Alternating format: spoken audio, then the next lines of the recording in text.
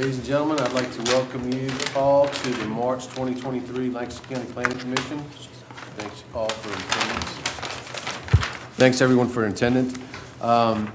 Members of the commission, did everyone receive their packets in time to review last month's meeting's minutes? Yes. Yes. Any changes or noted errors? In the minutes, Yes. I do have one, What do you have? after all these years. And it's probably my own fault. I was kind of stupid on this issue. It's on page 3 of the minutes. Talks about Mr. Chubb saying that this seemed to be a fairly good document and highly in the county's interest. Actually, that was just the opposite of what I was saying. I misunderstood the whole genesis of this whole document. I thought somebody from the county was proposing these changes, and I considered them all contrary to the public's interest, which they are. But it turns out that this is a response to legislation that's already passed, and we're just adopting it to the county regulations. So in any way, instead of that, Crystal, instead of what I read, maybe we could say, but this seemed to be a document that significantly reduced a county's authority with regard to towers. And then the rest of the page, I sound kind of stupid because of my misunderstanding, but that's what I said, and it's accurate, so it You got- stands. Yeah. After the word county's interest, that significantly reduced a county's authority with regard to towers, which is what this whole thing does. It was obviously written by lobbyists and passed into law.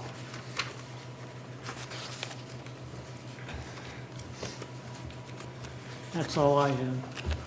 Duly noted. You're okay with that, Crystal? With that exception or update, I'd like to make a motion to accept the minutes as presented. All in favor? Aye. Aye. Opposed? Okay.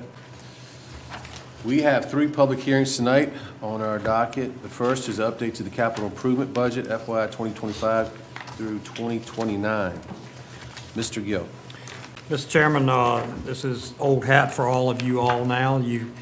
Last month, you listened to department heads make their requests for FY '25 and beyond, but we're focused on FY '25 because the outer years get reviewed each year moving forward. You've got the summary cost sheet in the package.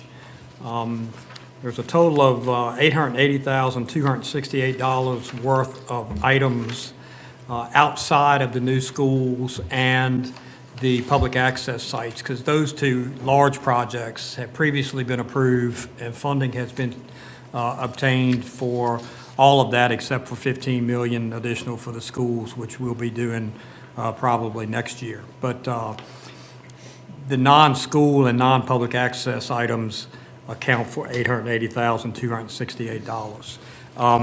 From last month's meeting, we did have an updated figure for the jail replacement griddle.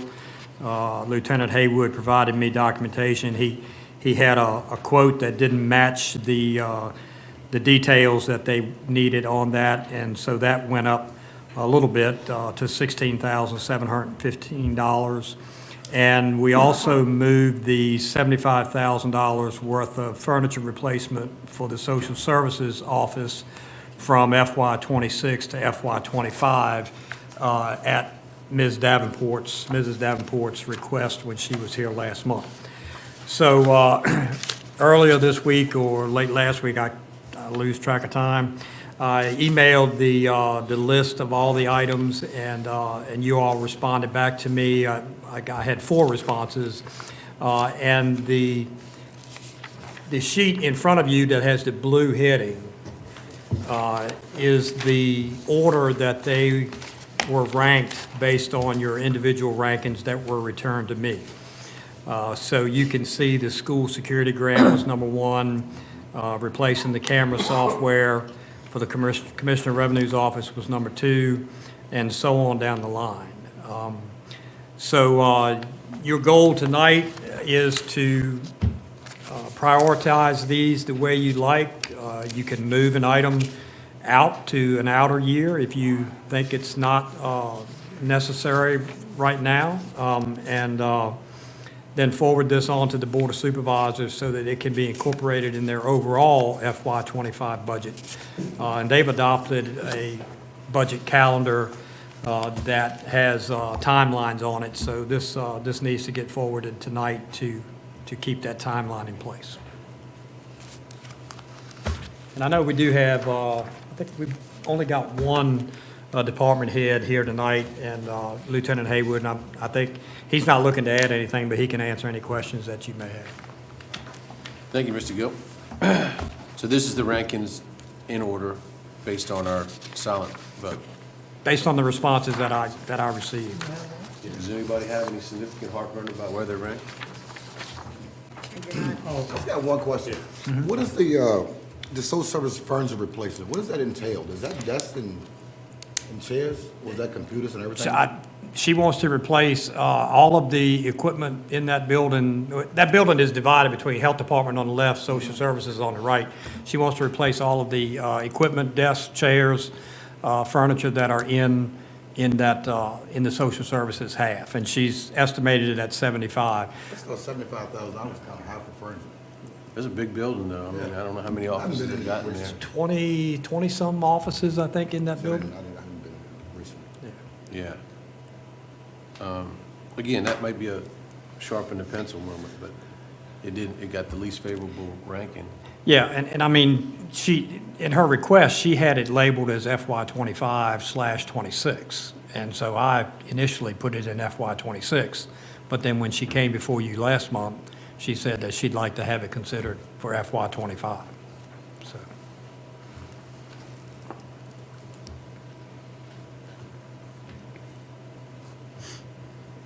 Anybody else have any questions for Mr. Gill before we open the public hearing? Okay. All right. We'll take this time to open up the public hearing portion of this meeting. If anyone would like to have a comment regarding this capital improvement budget, please come to the podium, state your name and district.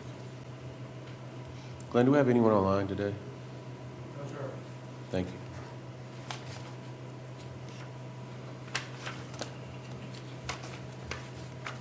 Don't all rise at once. All right. No comments noted. We'll now close the public hearing portion. What do you guys think? It's worked in the past. I've got no heartburn about the rankings. If anyone does, please let me know. I mean, the only thing we could do is push out the furniture until next year. But I think the board will recognize where we placed it in our rankings this year. That said, you want to make a motion? Can we get a motion, please? Absolutely.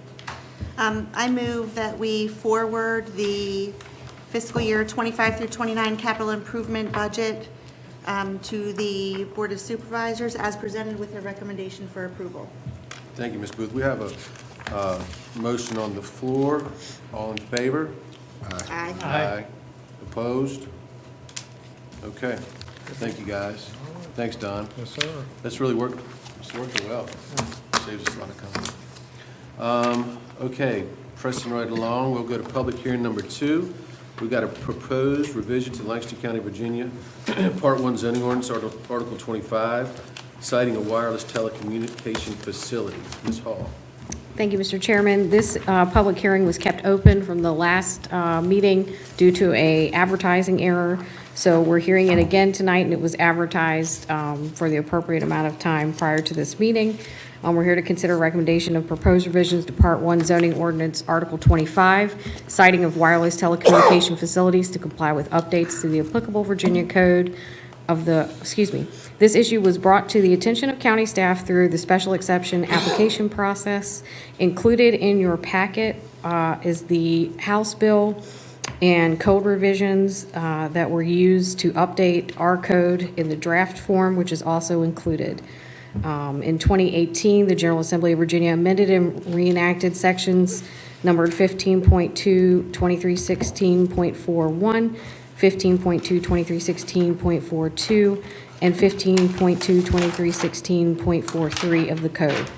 In order to achieve compliance with the amendments of the state code, county staff recommend revising Part 1 zoning ordinance Article 25. A copy of the proposed draft revisions are included. At the time of drafting this memo, there were no written objections related to this hearing. This public hearing is a continuation of last month's. So just to be clear, nothing's changed since our last meeting. Nothing has changed. We did update, Bill had one comment, and it was updated, I believe, let's see, might have been page 10. We made that change as he requested. And just to confirm, this is basically a state mandate that's coming now. We need to change the ordinance. Correct, that is correct, yes. And Bill's change was on page 10. We deleted the words "within the county to the extent practicable unless good cause is shown." Okay, thank you. Does anyone have any questions for Ms. Hall?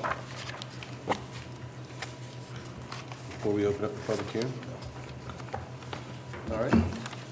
We'll now take the opportunity to open up the second public hearing slated for tonight regarding the proposed revision to Lancaster County, Virginia Part 1 zoning ordinance, Article 25. Again, if you come forward, please state your name and district.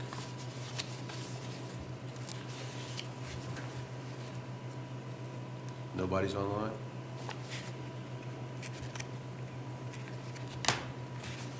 These are two of the easiest public hearings we've ever had. All right, I'll take this opportunity to close the public hearing portion of this meeting. And would anyone like to offer a recommendation to send this to the board, please? Certainly. I move that we forward Part 1 of the zoning ordinance, Article 25, siting of wireless telecommunication facilities to the Board of Supervisors as presented, with a recommendation for approval. Thank you, Ms. Booth. We have a motion on the floor. All in favor? Aye. Aye. Opposed? Okay. God bless you. All right.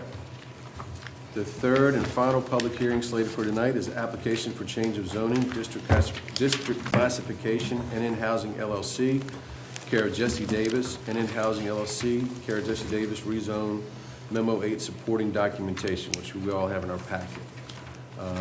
Ms. Hall.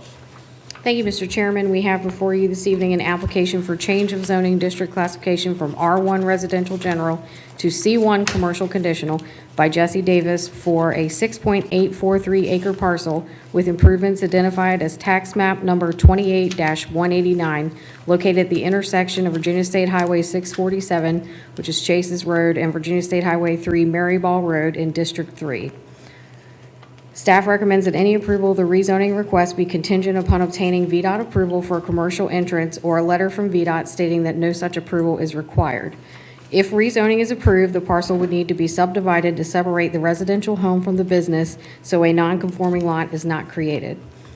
Article 8 of the Lancaster County Land Development Code outlines permitted uses and regulations for the C1 district.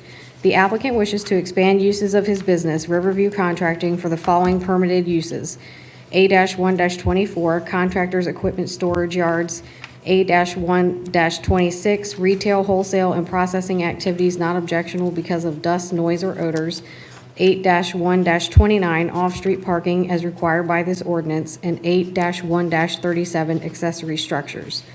These uses are attached as a list of conditional rezoning proffers, which has been signed by the applicant and notarized. This rezoning request may be considered reasonable and appropriate given the fact that nearby parcels have commercial uses. The closest commercial parcels, 2 parcels south, are approximately 0.61 miles away. Those 2 parcels, tax map numbers 28-193 and 28-194, are zoned C1 Commercial Conditional. Approximately 0.67 miles south of Riverview Contracting is a swath of 9 parcels, all zoned C2 Commercial. This section of C2 parcels includes Webb's Lawn Service and Contracting, Whitestone Church of the Nazarene, Bayside Animal Hospital, and Extra Space Storage. Approximately 0.94 miles further south is Connemara Construction, Zone C1, and approximately 1 mile further south is Kilmarnock Auto Clinic, also Zone C1.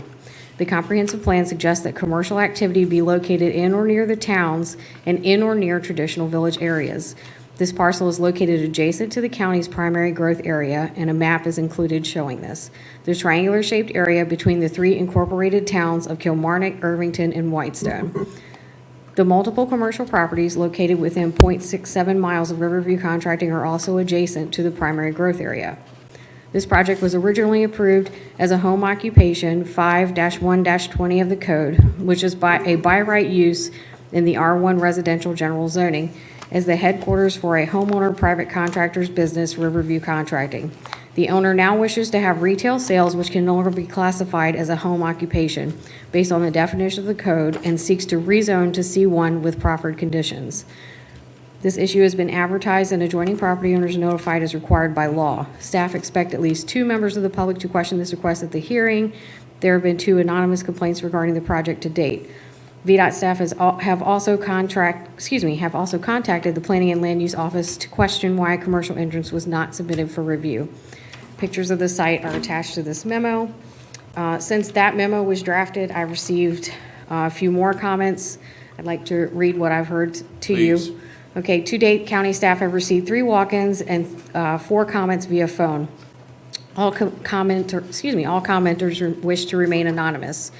Residents had concerns regarding screening of the business and the potential sale of the property at a later date with commercial zoning. 3 residents were specifically concerned that a sale might result in a business similar to a Dollar General or gas station on the parcel. The majority of the by right uses were eliminated by the applicant in his conditional rezoning proffer, specifically 8-1-1 retail food stores and 8-1-3 general stores and 8-1-20 service stations with major repair undercover were eliminated. However, 8-1-26 retail, wholesale, and processing activities not objectionable because of dust, noise, or odors remained. In order to address the residents' concerns, the applicant amended his conditional rezoning proffer to include language that 8-1-26 will only be used for his contracting business and no other commercial uses. That was included in your packet with that new language. He also addressed screening in the updated rezoning proffer, and that language can be found there. He said, furthermore, I also proffer to provide a vegetative buffer on the rear and sides of my property to provide sightline screening. This buffer will include canopy trees placed 1 planting unit every 30 feet and shrubs planted 1 planting unit every 8 feet. 5 residents expressed concerns that the site was developed as a home occupation, and 2 residents inquired if the county would be fining the applicant for the commercial use of the property without commercial zoning in place. 1 resident expressed concerns that if the commercial zoning was approved, then Route 3 would begin to look like Route 17 in Gloucester and lose its rural character. I also had an additional phone call after typing this, and that resident wanted to let me know they were against the commercial rezoning. Thank you, Ms. Hall.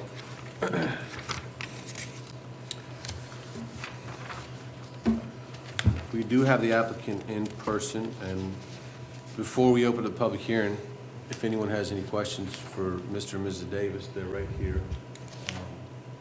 But before that, does anyone have any questions for the county staff regarding what's going on? If I may, I'm just confused because it's never been this way, going from what's there to the zoning change. What can or will the county do if it's not changed? I mean, is there anything? Certainly don't want to, I'm curious as to what could happen. So Mr. Davis could go back to a home occupation use, but his use would need to fit the definition that's set out in the zoning We're code. not going to sue anybody. We're not going to fine anybody. That's what my point is, correct? Well, he would have to remain in compliance under the home occupation provisions. Okay, I just was curious. I didn't know. Dave? So real quick, the home that's on that property, that's on the corner, right, that's the home Yes. connected to it. Yes, it's Mr. all Davis? one tax map also, as it sits now. Does Mr. Davis live in that home? Mr. Davis owns that home. Or he doesn't live there? That's a gray area. We don't regulate how many homes a person can own. No, I'm not Just- talking about. yeah, your own just like we don't property. I just regulate how wanna know if many- he lived on that property. Well, I don't know. You can ask him. Who's Mr. Davis? Mr. Davis would have. Mr. Davis, do you live on that property? No, I don't. Okay, that's all I wanted to know. Question. So you haven't lived there in the past, No, sir. and you don't plan to live there if you're rezoned? I have 4 houses. I can do pick whichever one I want to live in. Well, I kind of wonder how you can have a home occupation when it's not a home. And I'm addressing this to the county. It is a home. And Mr. Davis owns it.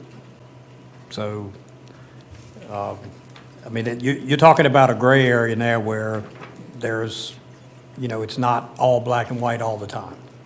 I mean, so legally, he doesn't have to live in the home, right? I mean, he'd still have his business there. Yeah, what if he, and I believe he's renting it out currently, but what if he wasn't renting it out? And it just was idle, and he just chose not to stay there, lay his head there every night? I mean, that's his choice. Yeah. So- I mean, my question is if, it seemed like it would be all right if he was living there, but he still owns the home, so, I mean,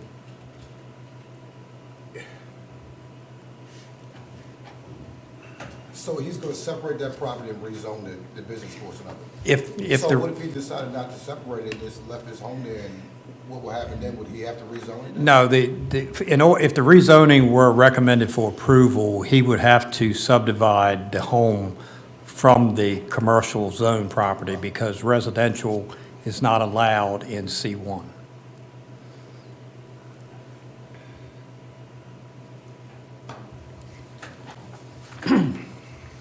Would you like to say anything, Mr. and Ms. Davis, or to your, I mean, you certainly don't have to, but I just didn't know if you wanted to tell us kind of what's going on, in your own words.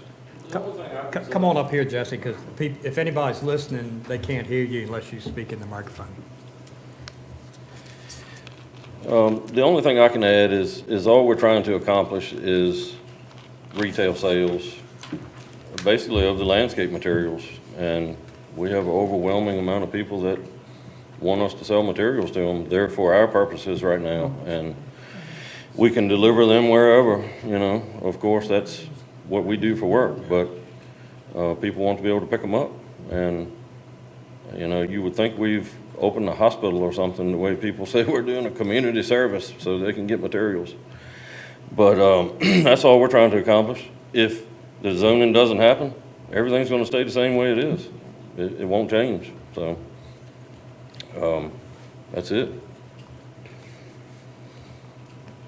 you have any questions? Yes, I'm pretty perplexed on how things have gone on this way in the past. In our definition of home occupation, we say that there cannot be any display of products outside the home.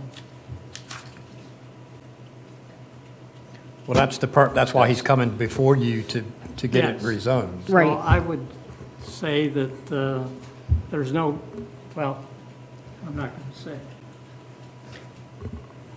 If you're wondering about enforcement of that, because there were products that displayed outside the home, typically if someone has an avenue to bring the property into compliance, i.e. this rezoning, we withhold any enforcement until after this process has played out, to see if the rezoning is approved, then he'll be in compliance. If it's not approved, then the products displayed outside would be a violation. And he would need to comply with the rest of the requirements of the home occupation in the code. Does that answer your question? Yes. Even with that, though, both of my businesses require products. and they can't be stored inside, so I'm not real sure how we get around that either way. When we worked out of our house, I had piles of gravel at my house, and, you know, it was there too. When we rented a piece of property in Kilmarnock, we had piles of gravel. You know, it's been that way for the 24 years I've been in business, and wherever we are, unfortunately, we've got dirt and gravel and building materials and all kinds of stuff. So, I mean, that kind of goes along with what we do. And I don't think the residential zoning says that I can't be a contractor or I can't be a landscape contractor or general contractor because I can't have the materials outside. So, hopefully we don't have to get to that. We just get the commercial zoning like we need.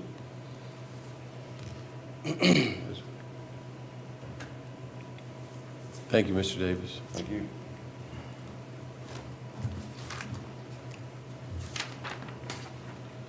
Okay, before we open this up for public hearing, I would like for the record, Crystal, to state that I will be abstaining from voting because I have performed services for Mr. and Mrs. Davis on that particular piece of property. That said, we can now open up the public hearing portion of, excuse me, of this meeting regarding public hearing number 3, application change for zoning from district classification from NN Housing LLC. And again, if anyone wants to speak, I'll ask them to come up, state their name and their district, please.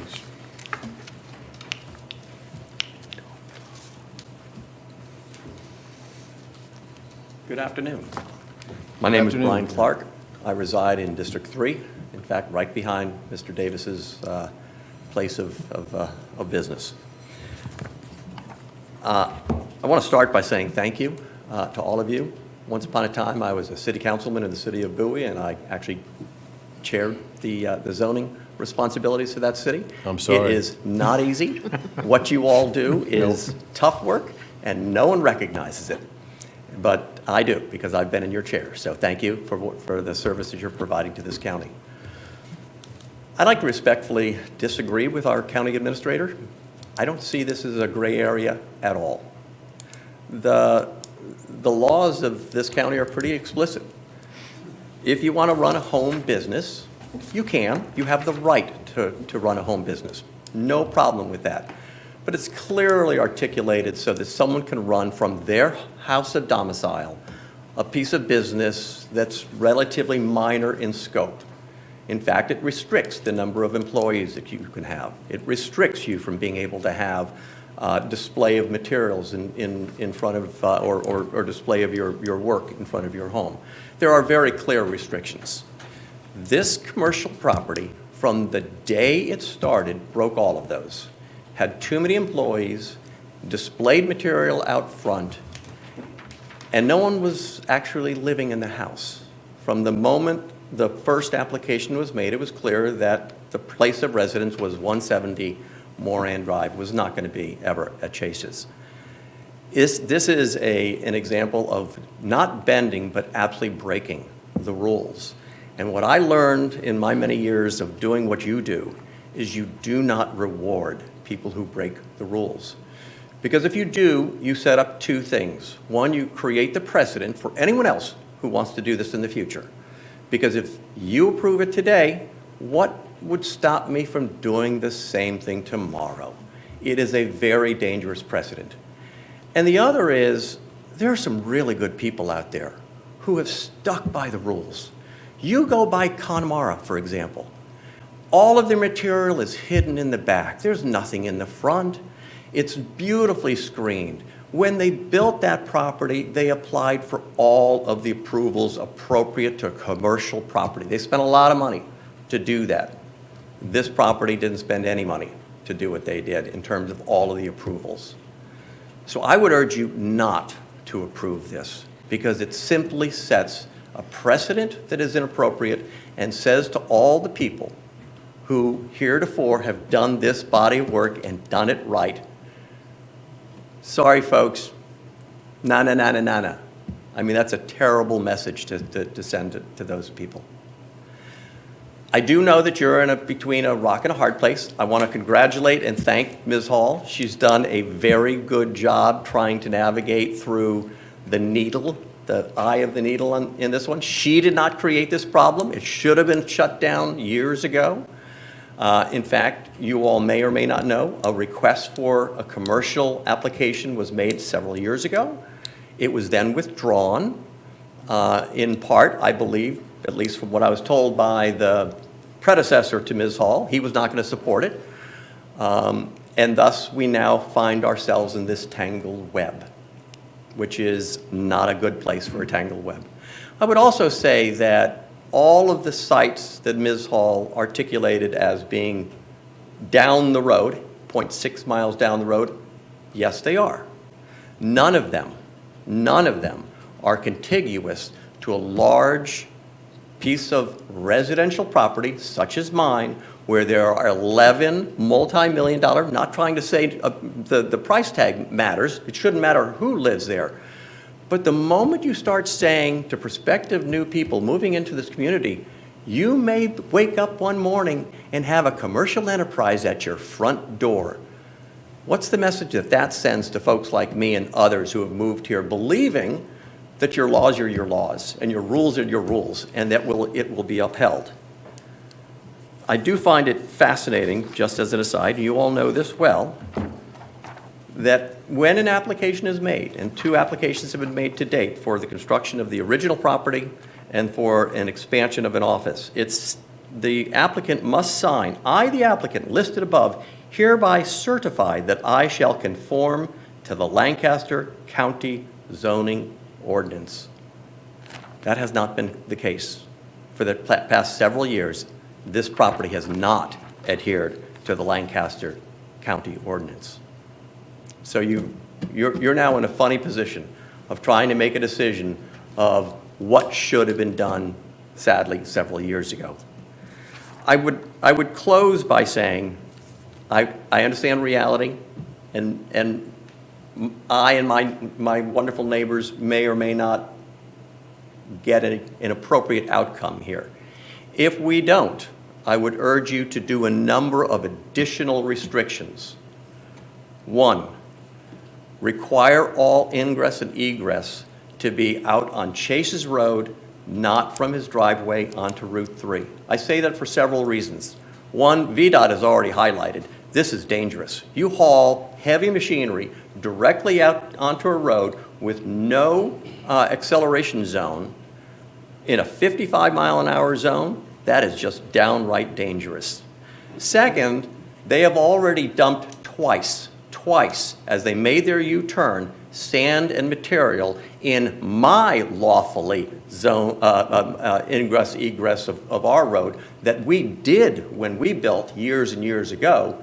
We went to VDOT and we paid for that new entry onto the road along with an acceleration zone.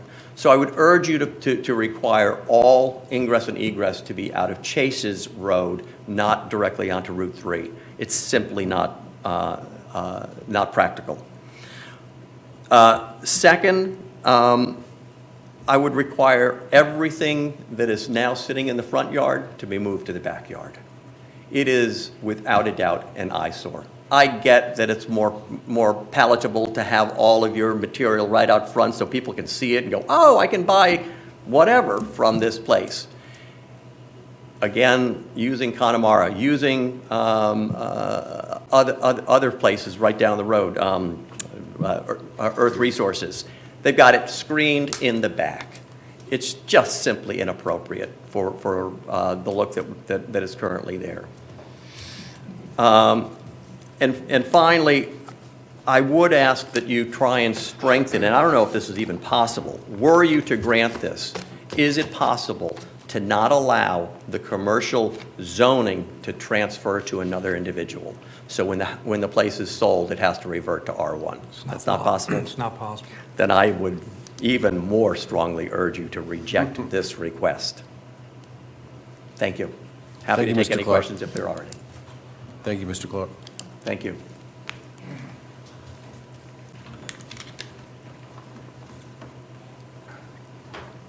You look good sitting there with, you look good sitting there with that light coming in on you, Charlie. Oh, This vantage wonderful. point. Charlie Costello, District 2. I have been watching this develop and wondered how this got to be, because, as you know, I'm here many times. And this is, when you come in and get a permit for home occupation, I've listened to how many people have to do that and abide by home occupations. And then the building started, and I'm wondering, it's been a flat thing. And I heard a comment about, let's not make this Route 17 in Gloucester. And I know who said that. And he sat here and said that many times in developing the highway overlay corridor items. And this is in that highway corridor overlay. I don't know if it meets the requirements of the overlay. Does it, Don? I believe it does. Or just barely? And it's going to be more, and this is going to provide a precedent for other people to do the same thing. I agree with this gentleman. What's the next one going to be? Are we going to be back here this way? If it's a home occupation, then it ought to be under the things of the old. That's the way the permits were, and this violated that entirely. I fully agree with what is in the rules need to be followed by me, by you, and by them. It's true for all of us. And that's the way we ought to apply things. How are you going to go about it? Screening it, putting it? I know that screening's supposed to be put out around areas. And I think, yes, Connemara did right. But that's only an example. Others that are in some of these things were probably put here before the zoning took place. Many of those properties probably were established before 1988 and changed. So that's why they're there, not the others.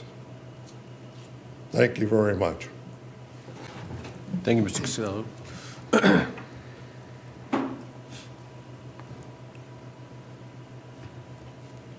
Glenn, do we have anyone online? No, sir. Any other comments before we close the public hearing portion? Yes, sir.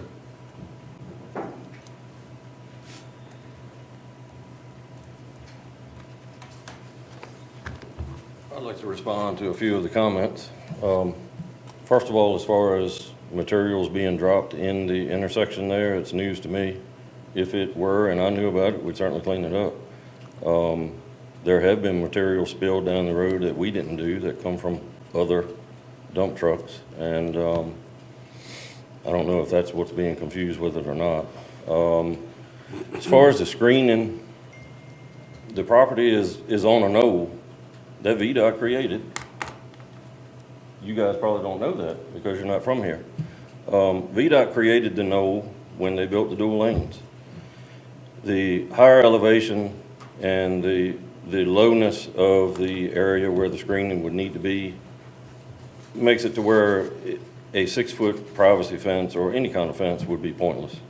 It wouldn't do anything. You'd still see everything that we have behind the building. That's why I recommended trees. I said we would plant some trees, which I'd already thought about anyway. Because they will grow taller, they will have more of a canopy, and they will hide more of it in the future. So far as the entrance, you know, the entrance is going to be whatever VDOT says it's got to be, and none of us have control of that. However, VDOT created that entrance, and they used it for many years. And it was used for many years with Doggett's dumpsters and everybody else that wanted to take advantage of the poor fellow that used to own it, and they parked whatever they wanted there. Most of it was equipment and paving equipment, Doggett's dumpsters. It was the paving folks that do Long Lane Farm on occasion. Of course, they can't park there anymore, but they used it. Nobody could complain about that, didn't have any problems with it. That's kind of ironic. Also, when I applied for those permits, yes, Brian was here, and I asked Brian what we needed to do. And we went the route we went because it certainly was the most economical way to go. And why the place is zoned residential is beyond me. I'm sure it was agricultural at some point and zoned residential. If it were still agricultural, I believe we could do everything we're doing just fine and never have to ask for anything. I think the Chases gave some land to the fellow that owned the house for the drain field, and therefore it all ended up residential at some point. It was certainly all part of the field that made it agricultural. Anyway, we have what we have to work with. We're not trying to be bad neighbors, and we're trying to have a business and have a, obviously we don't do a bad job of what we're trying to build and what we are displaying. We just want to be able to keep doing what we're doing and add the retail sales to it. So,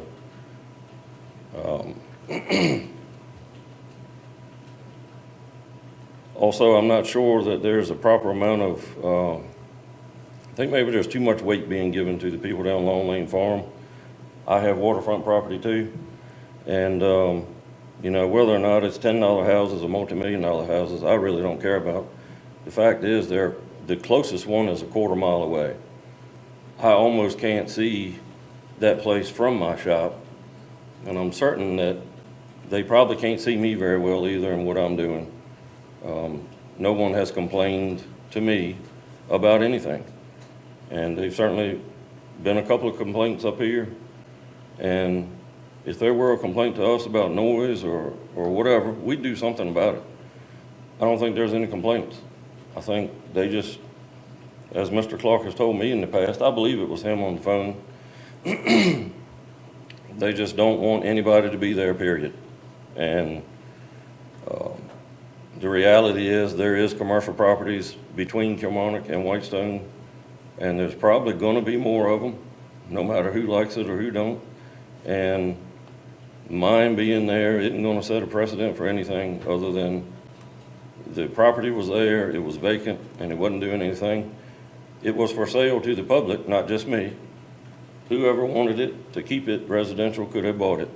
Unfortunately for them, I bought it. So hopefully we can move forward with the commercial zoning and have it the right way and not have to continue doing it the way we are, just without retail sales. So, thank you.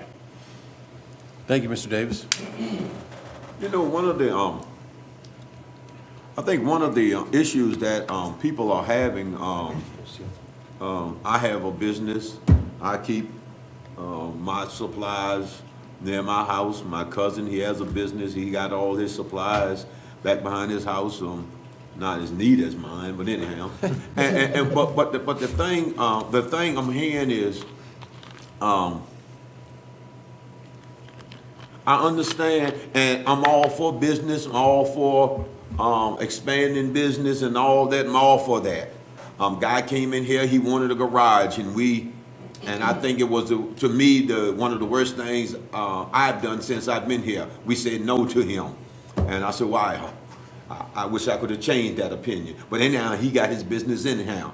I think what I'm hearing is, according to the area, the business that you have, is it in compliance with that residential area or whatever, what are you in, R1? Yeah. Yes, correct. And it seems to me that what they are saying is, well, it's non-compliance what you are doing. That's what I'm hearing. I could be wrong.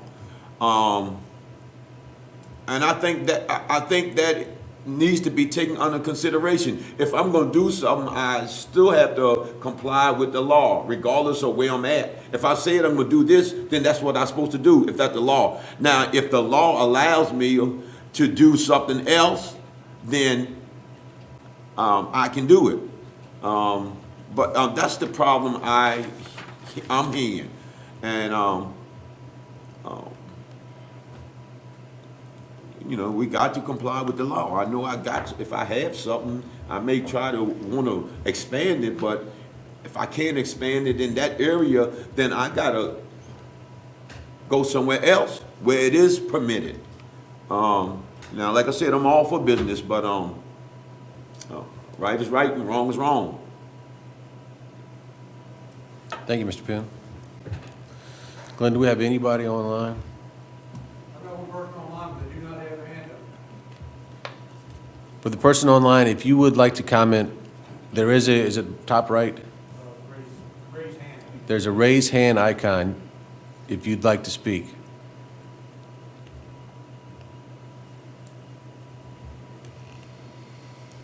Give it a couple seconds. Okay, nothing? Time. Yes, sir. I'm gonna go ahead and close it. Oh, okay.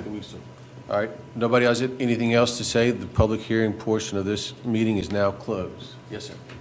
I just want to say something. I don't have a problem with you not being in the house and having a business there. I really and truly don't. I do have a problem with what I'm seeing here as far as the home thing goes with the amount of people. I mean, I've been by there a bunch of times too. The fact that there is equipment, product out front. The other thing that kind of bothers me, it looks like we started at the back and we're working to the front. We've got everything we need. It's not in compliance, but now we're trying to get it in compliance by working to the front. Having said all this, I kind of wonder too, what would have happened if you'd come in and said, hey, look, this is what I want to do, this is the way it's going to look. Would we have done something, would we have passed done what you're asking for, made it a C1? I worry that if we change over and do it to C1, and I'm not saying we won't, I'm not saying I'm opposed to it. What I'm saying is, I'm worried about the next person coming in and doing it, and say, oh, didn't know it didn't comply, y'all have to figure it out. And once again, we're working from the back door to the front door. I also kind of wonder too, and I don't know, and I probably shouldn't say this, but I'm going to say it anyway, and maybe this, part of this is the county's fault too. I'm not sure. But I have mixed feelings about it. I'm not opposed to you. I have nothing against you. I hope you get what you want. I just wonder what went wrong and how it got to this point, Because like I said, I've seen it 100 times myself out there. But I don't. Thank you, Mr. Swartz.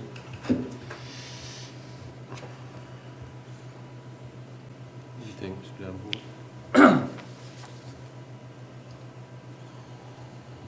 Dave? I'd like to hear the others. You have thoughts? I have thoughts. You know, I drive by it every day.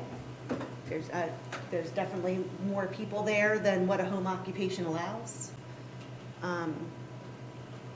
It does bother me that the home occupation has rules and those rules have not been followed. And it's like there was an expectation that it was going to be approved. Like, why aren't we following the rules and then wait till the possibility of a rezoning before we go ahead and start doing everything that we want to do instead of what's legal? And I think that's what really bothers me. Thank you, Mr. Booth. Yes, a lot of this continues to be a mystery for me. I mean, clearly, a home occupation, one of the basic tenets is somebody has to live there. It has to be a home. And I'm not just saying that. Here's number 2 under home occupation. The occupation is secondary and incidental to the use of the dwelling unit for residential purposes and does not change the character of it. If nobody has ever lived there, I can't see how it would have much residential character. And then there is no display of products allowed outside the home. In any event, it's not clear in my mind whether this is the county's fault or the applicant's fault. Maybe the county can clear this up for me. Did you suggest to the applicant going in that what he proposed didn't meet the requirements for a home occupation and suggest that he get it rezoned to commercial? Do you mean for his original application as a home occupation? Pardon? Do you mean for his original application as a home occupation? I don't know. Does he To have build more the than one? property? Well, to originally permit the property, that was what we were going with. So it was going to be a home occupation. I was not here when that occurred, so I can't really speak to how that came about.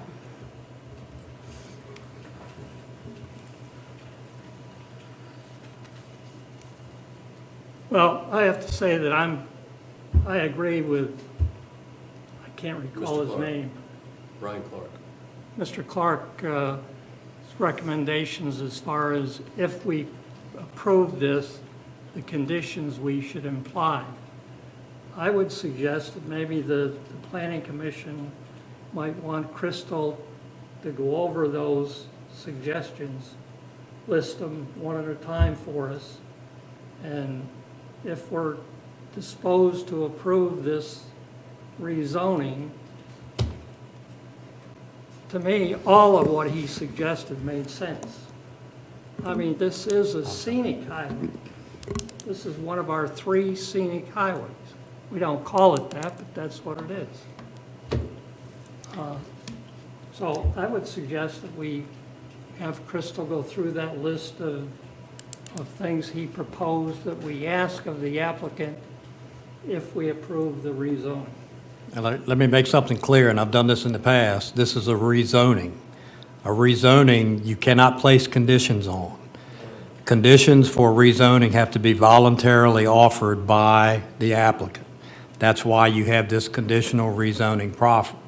Now, it's obvious that you may be more inclined to view this favorably if he were to do the things that Mr. Clark, or if he would proffer the things that Mr. Clark brought up, but you cannot require it as a condition. Yes. What you suggested is exactly what I had in mind. We would not require it, but we might be more inclined to approve it if he goes along with what we decide he should do. Let me ask a question. Yes, sir. So, let's say the road is off of Chase Road entrance. We're gonna subdivide, he's gonna have to subdivide the Hurst from the property. Would that require him doing something else to get that road extended over there? Because now he's leaving the commercial property going through the residential piece. So it's his land, but still probably some. Yeah, well, I don't believe where the house is, I don't believe he would subdivide it so that the house parcel went all the way to Mr. and Mrs. Smoke's property behind it. I think his property would come out and touch Chase's Road, where he would want it rezoned. Now, I mean, and he's shaking his head, yes, so I think that's correct. Now, and I wrote him down, Mr. Clark said that he would require ingress and egress off of Chase's Road. That's up to Mr. Davis if he's willing to entertain that.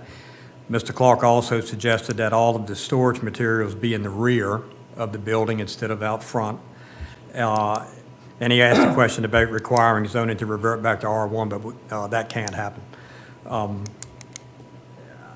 What was the last thing you said, Don, excuse me? He had suggested requiring that the zoning revert back to R1 if Okay, the property afterwards. was ever Right. sold. But you can't do that. Once the zoning is changed, it goes with the land. It doesn't go with the property owner. He did already proffer that it will that the use for retail and wholesale will only be for the contracting business and no other commercial uses. So in the future, anyone who bought that property would only be allowed to use it for that same type of use. So for contracting business.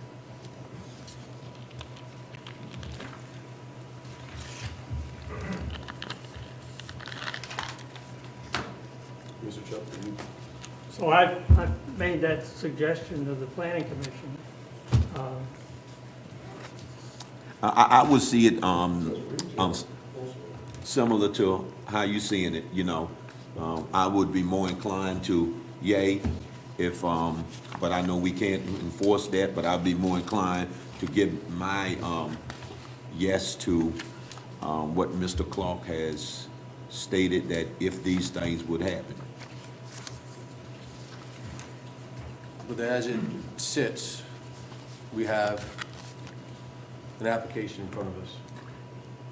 And we have to either approve or recommend or favorable or not favorable. Well, you have three options. Could we pass it up as a no decision and let the Board of Supervisors decide on it?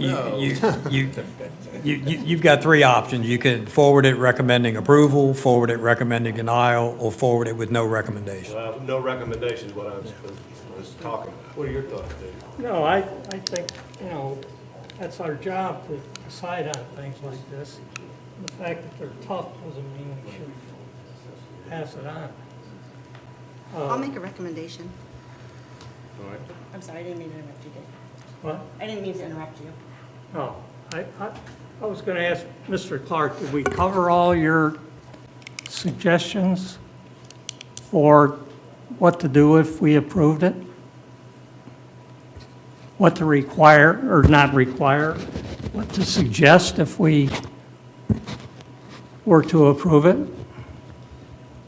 I think the two primary concerns and considerations that I think should be done, and I do applaud the applicant that he's considered at least part of one of them, and that is the appropriate and proper screening of the property, moving the materials so that they're not at the front end of the property, literally using Connemara as kind of the touchstone. And again, similar to what Connemara has, they do not enter onto Route 3, they enter onto the side road, which allows them to cross Route 3 and enter Route 3 where they have a slow down and speed up lane.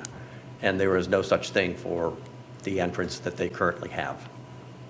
So those would be the primary things. So you suggested moving the materials to the back of the property and shielding. Is that correct? Screening appropriately, and moving the materials and ingress and egress properly, done properly in a safe, that it creates a safer manner than it currently has. Okay, that was the first one. What was the second? No, that was You all said there of were two? Three. Three. Safe ingress and egress by way of Chase's Road, where you have a slow down and a speed up area. Second, proper screening of the entire property. And third, all Oh. materials to be moved to the back of the Oh. property. So you're talking about screening the whole property?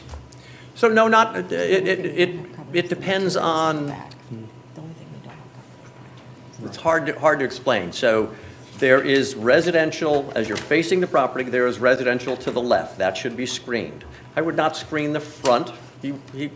It's a business. He wants to show his business and have people see his business. But screen the back of the building where all of the construction materials are, all of the construction equipment is, where all of his people park, literally identical to what Connemara has. They've got a very large screened-in fence. All of the material, all of the parking of their employees is in the back. All of the equipment is in the back. And you've got a beautiful, pristine building that you can see from the highway. So that conceptual look, as it were. So how do we feel about that? It's trying to Do you feel create a that's silk good purse out of a suggestion? very bad sow's ear. Doesn't matter. It's not what's before us. The Board of Supervisors is going to make the final decision. And perhaps they'll have a different proffer in front of them when this comes to them to hear. But at this time, we have to make a decision based on what's in front of us. So I would make a motion that we forward this to the Board of Supervisors with a recommendation for denial. They will make the final decision when they hear whatever proper comes before them at that time. Thank you. Thank you, Ms. Booth. Mr. Davis, you had something you'd like to, before we vote on this? Did you want to add something? Well, I thought we closed the public comment, yet he's still up there commenting on whatever, you know. So Mr. Chubb asked I'm just him a trying to see question. if I need to rebut what he's talking about. Sure. You, Come on, Jesse, you need to come up here so that people. I'm fine. all right. Thank you. Well, get- Thank you, Ms. Booth. We have a motion on the floor at this time to recommend forwarding this rezoning request to the Board of Supervisors with denial. And again, I will be abstaining. So all in favor of that recommendation moving forward? Is anyone in favor of that recommendation? Aye. All in favor of that recommendation moving forward? Aye.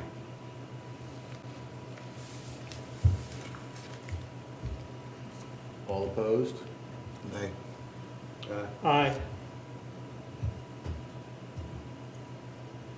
3 ayes and 2 nays is what I got. Is that correct? Chris, was that what you got? 3. I'm abstaining, yes. He has Okay. 2 questions. Yeah. All right.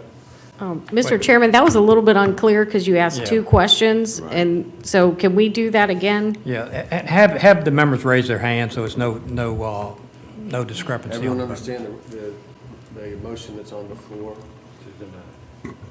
All in favor of forwarding the said motion to the Board of Supervisors with denial, would you raise your hand? All There's 3. opposed? All right. Motion carries. Yeah, this whole thing's been very confusing to me too, so I apologize. Okay. Thank you, guys. What's lurking in? So to be clear, when we get it, it's gonna have a recommendation of denial from the planning commission. Yeah, by a vote of 3-2 with 3 to 1 2. abstention. Anything else coming our way for next month that we should look for? I have no public hearings for next month at this point. If that continues with no public hearings, then we could take the month of April off.